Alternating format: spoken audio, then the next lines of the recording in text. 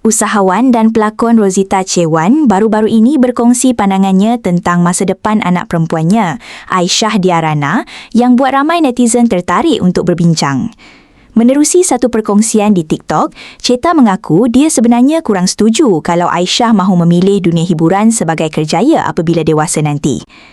Menurutnya, dia lebih berharap anaknya itu memilih jalan hidup yang lebih stabil, seperti menjadi usahawan berjaya atau pendakwah. Cheta juga sempat berseluruh mengatakan dia tak mahu Aisyah menjadi pelakon atau penyanyi kerana baginya, kehidupan sebagai artis bukan sesuatu yang menjamin kestabilan untuk jangka panjang. Katanya lagi, berdasarkan pengalaman dirinya sendiri bersama suami, Zain Zaidin, mereka akhirnya tetap perlu berniaga dan mencari cabang lain demi memastikan kehidupan keluarga lebih selesa. Dalam masa sama, Cheta mengakui jika Aisyah memilih menjadi ustazah, tentu hati seorang ibu akan rasa lebih tenang dan bahagia melihat anak membesar dalam jalan yang baik. Namun, apa yang mencuit hati ramai apabila Aisyah sendiri memberi respon secara spontan dan berseluruh kepada ibunya.